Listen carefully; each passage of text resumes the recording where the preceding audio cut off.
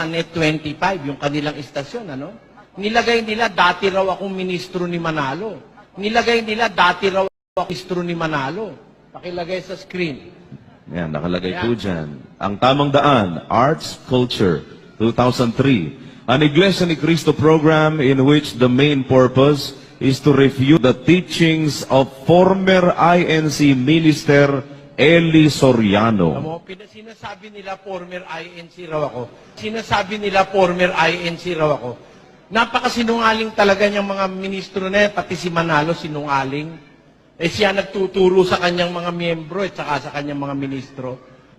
Nang maanib ang mga magulang ko sa Iglesia ng Diyos, 1934. Nang ipanganak ako, 1947. Kaanib na magulang ko rito nung ipanganak ako.